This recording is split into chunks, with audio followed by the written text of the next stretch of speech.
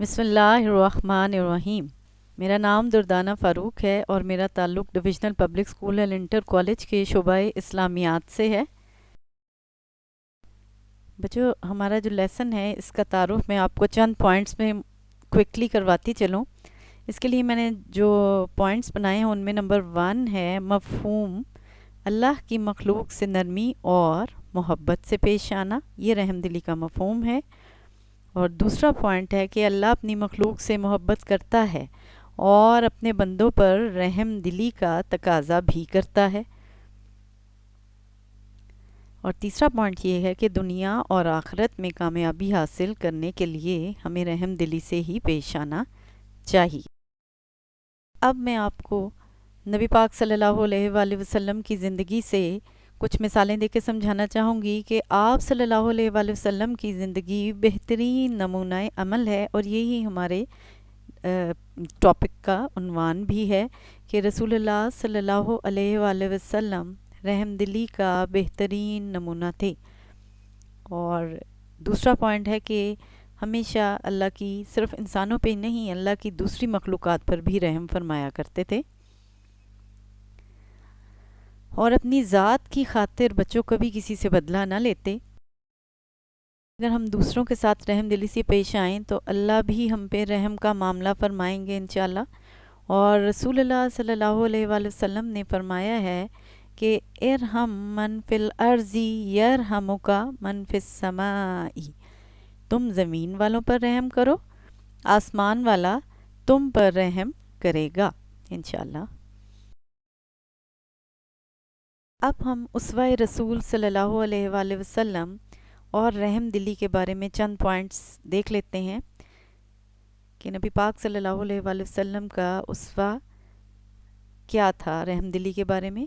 تو اس میں number 1 point میں آپ کو قرآن کی ایک آیت کوٹ کرنا پسند کر رہی ہوں کہ اللہ پاک کا ارشاد ہے وَمَا أَرْسَلْنَاكَ إِلَّا رَحْمَةً لِّلْعَالَمِينَ، اور اے حبیب مکرم صلی اللہ علیہ وآلہ وسلم، ہم نے آپ صلی اللہ علیہ وآلہ وسلم کو تمام جہانوں کے لیے رحمت بنا کر بھیجا ہے۔ بچوں، یہ سورہ انبیاء کی آیت 21 سے 107 تک میں اس موضوع کی تفصیل موجود ہے۔ اب اگلا پوائنٹ میں آپ کو یہ بتانا چاہ رہی تھی کہ ہمارے نبی پاک صلی اللہ علیہ وآلہ وسلم نے ہمیشہ اپنے دشمنوں کو معاف کیا، اور تیسرا یہ کہ نہ صرف دشمنوں کو معاف کرتے، بچوں کے ساتھ بہت اچھا سلوک کرتے اور جانوروں پر بھی رحم دلی فرمایا کرتے تھے اور اس کی تاکید بھی فرماتے تھے۔ بچوں، جب بھی کوئی نیا پھل آتا تو سب سے پہلے بچوں کو دیتے، بچوں سے بہت پیار اور شفقت فرمایا کرتے تھے۔ ایک دفعہ ایک صحابی نے رضی اللہ نے چڑیا کے بچے اٹھا لیے، چڑیا پریشانی کے عالم میں ان کے سر پر چکر کاٹنے لگی۔ آپ صلی اللہ علیہ وآلہ وسلم کو چڑیا کی پریشانی کا علم ہوا تو فوراً اس صحابی کو ہدایت کی کہ چڑیا کے بچے اس کے گھونسلے میں واپس رکھ دیں۔ یہ چھوٹا سا واقعہ ہے جو کہ میں آپ کو بتانا چاہ رہی تھی کہ جس سے یہ ظاہر ہوتا ہے کہ ہمارے نبی پاک صلی اللہ علیہ وآلہ وسلم نہ صرف انسانوں کے لیے بلکہ جانوروں کے لیے بھی رحم دلی کی تاکید فرماتے تھے اور اس کو پسند فرماتے تھے۔ اب بچوں، ہم رحم دلی اور صحابہ کرام رضی اللہ عنہم کی زندگی سے چند واقعات دیکھ لیتے ہیں کہ اس پہ بھی میں نے چند پوائنٹس بنائے ہیں جو کوئکلی میں آپ کے سامنے رکھ رہی ہوں۔ تو پہلا یہ ہے کہ صحابہ کرام رضی اللہ عنہم رسول اللہ صلی اللہ علیہ وآلہ وسلم کے تربیت یافتہ تھے،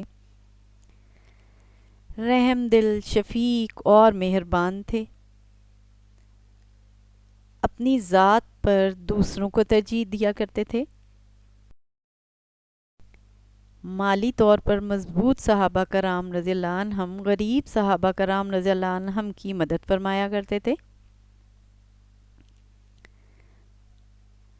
اور پانچویں بات یہ تھی کہ ہجرت کے وقت انصار صحابہ کرام رضی اللہ عنہم نے اپنے مہاجر بھائیوں کی مدد کی۔ یہ بھی رحم دلی ان کی، جو ہم نے اخوت کے چیپٹر میں پڑھا تھا، یو ریممبر، تو یہ وہی ایک پوائنٹ ہے کس طرح مہاجرین کی انصار نے مدد کی تھی، اس کی مثال ہمیں مل ہی نہیں سکتی، آج ہم ڈھونڈیں بھی تو نہیں ملتی۔